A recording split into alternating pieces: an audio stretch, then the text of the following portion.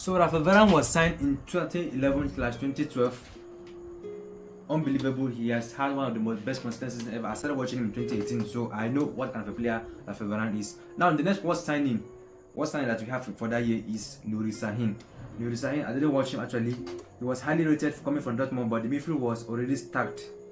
The midfield was already stacked. We have players like Ozil, Kedera, Xabi Alonso, James Rodriguez. No. Okay, James Rodriguez wasn't signed that season, yeah. It wasn't signed that season, but the midfield was actually stacked. So he didn't have enough playing time.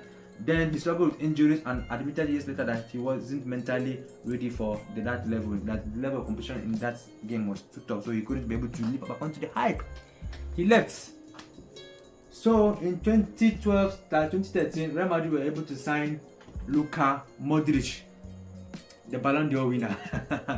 The winner of the Ballon d'Or in 2018, which actually there's some changes that happened which led to it because Ronaldo was actually supposed to win it. That's another topic for another day. So look at Modric, people actually call him one of the biggest worst signings. Like it was literally regarded as one of the worst signings ever in Real Madrid. Barca were much ahead of the league, and he was an early target of early criticism. He was being criticized so much by the fans and everybody that were watching that time because he didn't actually live according to the hype that they signed him for while he was playing in Dortmund. So that, but immediately after that criticism, things turned around. It flipped completely, and he went on to become one of the best midfielder ever in Real Madrid history. He's among the first players to win multiple Champions League, 6 Champions Leagues. That's the greatest ever Champions League player in Real Madrid history. That's very good for him. From worst, he ended up to become one of the best midfielders. Partnered with Casemiro and Toni Kroos. Yes, but that time they weren't signed. But after they were signed, things clicked. Then in 2014, Real Madrid best signing of that season were Carvajal and Gareth Bale. Bale get the highlight reel moments. Yes, he has the moment, but he wasn't that consistent actually. But the best signing is Carvajal. Bale gets the highlight reel moments, sure, but across the whole midfield, the whole Madrid's career is inconsistent. His career throughout Real Madrid history is inconsistent. Carvajal came back from Leverkusen and locked down the right side for years. 6 Champions League, 27-23 total. That's a massive achievement from a right back. What signing for that year? Sami Khedira, who was being signed to replace Esia Illarramendi. I think when I started watching him, he was playing. I think he was playing in Real Betis when I started watching him. Sure, yeah, he was playing in Real Betis. That's around 2018, 2019, 2017, 2018 season. Yeah, he was playing in Real Betis. That was when I started watching him. He was signed for 40 million euros, and it was just never, and the thing never just clicked, it never materialized. Even though he was playing games, but it never materialized. So he didn't live up to the current expectation. Move to the next. I'm getting so tired. Don't worry, we are getting there. Toni Kroos, not even close. Nobody in this entire Real Madrid history is going to say that Toni Kroos is not the best signing for Real Madrid. Like Mbano. Let me use the Thibaut. Mbano. It's not possible. No, it's not possible. Toni Kroos was one of the best midfielders that was being signed for Real Madrid. Fresh off a World Cup win, he made the midfield come out from day one. His partnership with Modric is one of the best midfield pairings in football ever. Before, Xabi, Iniesta, and Sergio Busquets, they were the ones dominating midfield, but including this partnership of Casemiro, Modric, and Kroos, they went ahead to win multiple Champions League, more than the entire Barcelona squad. I crossed my leg. No time for banter. Alright, the worst signing for that time, Lucas Silva. Do you have a player like that? I don't know. Lucas Silva, he was one of the talented young defensive midfielder from Cruzeiro, but the midfield was already stacked. I see, that's why I didn't know him. The midfield was already stacked, so it didn't work. Then he was down loan to Marseille, and then he now went back to Brazil. We are getting there. Best signing of 2015-2016, Lucas Vazquez. Boom! Academy products who had to leave to get game time, then came back on a buyback clause. Never the flashiest player. He started playing as a right winger partnering with Cristiano Ronaldo a lot. He was a favorite to Cristiano Ronaldo. I've watched him that time. Yes, I've watched his game partnership with Cristiano Ronaldo, and Cristiano Ronaldo always loved him very much. Then he went ahead to make 400 appearances and won 5 Champions League, which says everything about his value as a person. What signing for that year? Danilo. Regarded as one of Europe's best right backs before arriving, but Carvajal barely got injured. Carvajal barely got injured. He's very, very active, so Danilo could not get any real chance to be able to play game. He was even booed by his own fans. Then after that, he was loaned, or let me say sold to Man City.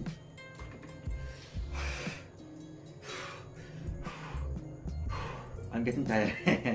But I must do this. 2016-2017. Only one permanent signing this summer. So this one's very, very simple. And that person is Alvaro Morata. He came back on a buyback clause, scored 20 goals in a rotation role. Then Chelsea paid Madrid a huge profit for him later that year. Smart business. Either way, you look at it. It's very, very smart. It's very, very smart business. Even though I don't have the range of the figure that was being paid to sign him, but I believe, and I've watched his highlights, Morata when he was in Real Madrid. So he's a very, very outstanding player, very, very assistant striker. Even though with competition in the attack, where they have Higuain, Benzema, Cristiano Ronaldo, Gareth Bale, other players, but the CC was able to put up to this amount of goals. So very, very good signing as in Alvaro Morata. And now 2017-2018. Did you hear that? Of course not. You didn't hear anything. That year was very, very quiet. In fact, that year we lost a lot of players. That was when we lost Cristiano. No, right? Don't quote me wrong. No standout sources this year. Both Hernandez and Danilo and Danis. No standout sources this year. Both Theo Hernandez and Dani Ceballos land in the disappointing category, not because of the latter, but because of timing. Wrong timing from them. Madrid had just won back-to-back Champions League, so neither get a chance to break in. Theo went on to become one of the world's best left backs, just not at Real Madrid. Currently, Theo Hernandez is one of the best left backs that we have in France, but he couldn't be able to make it in Real Madrid. 2018-2019 season. That year we lost players. That was the year that we lost Cristiano Ronaldo. I'm so sad that time. I couldn't ever imagine in my life that I'm going to see Cristiano Ronaldo leave Real Madrid, but it has happened. So, but in that year we signed Thibaut Courtois from Chelsea, and we also signed Vinícius Junior. Already when Thibaut Courtois was signed, as I was watching him that particular time, Thibaut Courtois to me didn't live up according to the expectation that I was expecting from him as a top goalkeeper when he was first signed. But in the end, man, Thibaut Courtois goes nowhere. He was one of the best signings that I could ever. No goalkeeper stands close to where Thibaut Courtois is. He's one of the best goalkeepers ever. After winning, he now went on to win the Golden Glove in the World Cup, which is a very, very good thing. That was when Real Madrid signed him. Before I was doubting the signing, why Real Madrid signed him, but after these performances, I now said, what? No keeper in this world can stand up to Courtois, except Manuel Neuer. That guy is very, very dangerous. So Vinícius Junior, in that aspect, he didn't make up about the hype. When Vinícius Junior was first signed, he was being bench, up and down, bench. I believe you know what I mean. Bench, and he couldn't be able to put on a performance. I even remember clearly when Benzema was ordering that let Vinícius Junior not even start any game because he wasn't living according to the expectations of a elite footballer. But mind you, that time he was very, very young. But in the end, Vinícius Junior is now one of the star players in Real Madrid. I can beat my chest that Vinícius Junior is he's a player that has nobody in this world come close to when he's very active. Even though now he's currently facing downfall, but I believe his season is going to pick up. What signing of that year? Mariano Diaz. He was signed to replace Cristiano Ronaldo and ended up to become a very, very big flop. Even though he scored an important goal for me against Barcelona, I watched that game and I was very, very happy because I didn't ever expect him to win that kind of to score that kind of goal. But at the end, just for scoring that goal, I salute you, Mariano Diaz. But it ended up to become one of the worst signing in Real Madrid history in that 2018-2019 season. 2019-2020 season, worst. Imagine we couldn't even make any good signing that year. Well, anyways, Eden Hazard was signed that year. When Eden Hazard was playing at Chelsea, I was out by his aura and performances. Bro, that guy has skills that I've never ever seen in any player. He was signed at Real Madrid. The only time that I enjoyed Eden Hazard was when I was playing either PS3 or PS4. That's the only time that I enjoyed Eden Hazard. Apart from that, nothing. Worst signing ever for a player that has come back to back of for a player that have won multiple best player awards, playmaker awards when I was playing in Chelsea, competing for golden boot when I was in Chelsea, but in Real Madrid, became a flop. And we was watching that he started becoming fat, and imagine 100 billion euros for an attacker, and he became one of the worst and flop signings ever in Real Madrid history. There's something about that number 7. That time we believe that number 7 is cost, but Vinícius Junior turned the things around. So number 7 is not cost. It's not a costly number. It's not a cost number.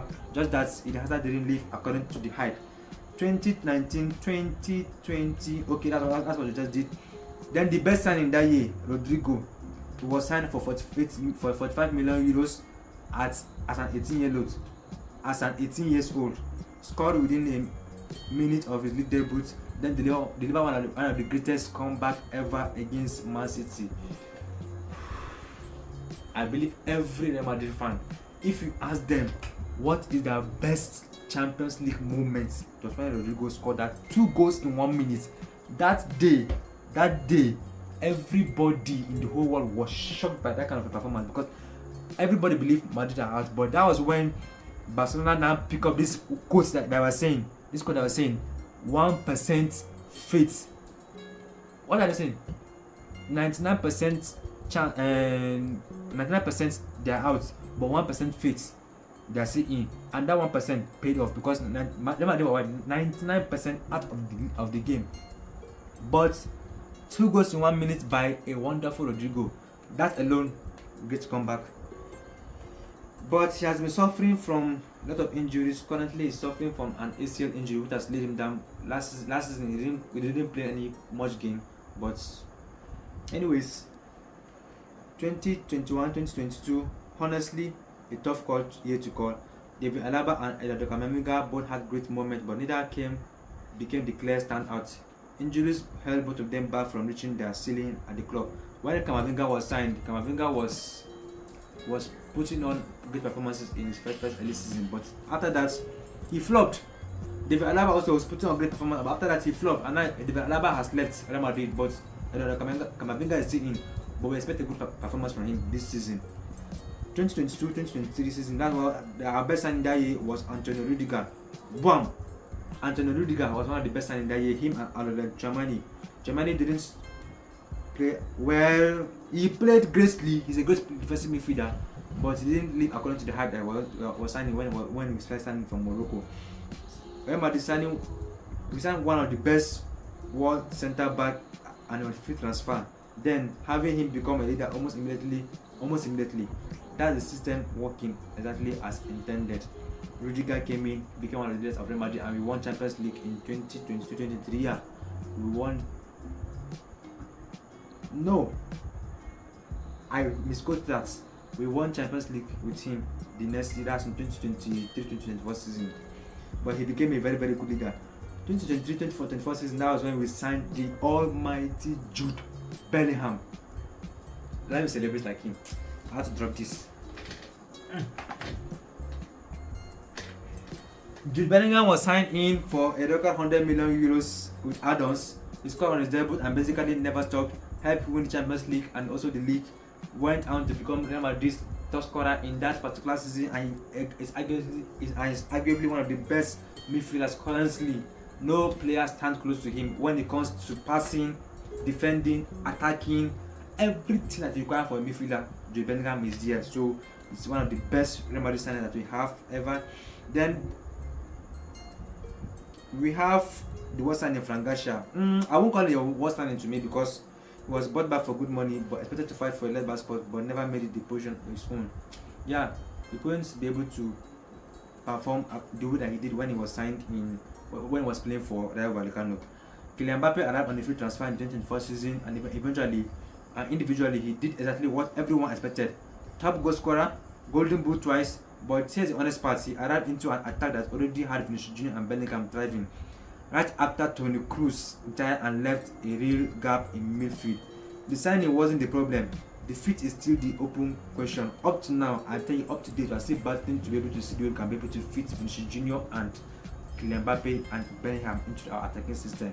But I believe Jose Mourinho is going to come up with a plan to be able to fit them into the system, because scoring goals was not the problem, but score important goals. That's what you're talking about. When they score goals, the defense and the midfield, they are not active. So we expect a good performance from them this season. Kylian Mbappé, very good, I believe he's going to win multiple leagues and multiple titles at Real Madrid. So looking at 15 years of this, the pattern is very clear. Real Madrid's system works much more often than it fails. But when it fails big, and usually for the same reason: too much pressure, too fast, on a short number that's already carrying history. E.g., Eden Hazard and Mariano Diaz. That short number 7, was carrying too much history, and they couldn't be able to live according to the hype. Yeah. Anyways, it's a very good thing for Real Madrid. But one thing I'm going to lay out to every one of us is the current system that is being used by Real Madrid in the transfer market, which is the buyback clause. They'll sell a player, then they'll see, then any club that want to purchase that player, they're going to buy him in a high amount. But then, as a club, they're going to buy him at a very low amount. We've seen that with Jacobo Ramon, we've seen that with Nico Pass, and we've seen that with, what's the name of this guy? Chema. He's now currently playing in Stuttgart. So these are the systems that Real Madrid are using to be able to purchase players, and currently they have sold players worth of 120 million euros without the players playing for the first team. That's a very good system, and everybody envies Real Madrid's system when it comes to marketing and transfer in the market. But anyways, as the saying goes, Real Madrid is the best club in the world, can not be able to compete with them. So now let me know in the comments which year was one of the worst, which year's worst signing surprised you the most, and if you think I got one wrong, then tell me below, because as I am, I'm also a human being, as all of you, as we all are, we are all human beings. So tell me which one is the worst signing and which area I didn't get correctly. If this hits you different, then please expect you to please hit the like button and subscribe for more videos. Thank you very much, and see you in the next video. Wow. Hala Madrid.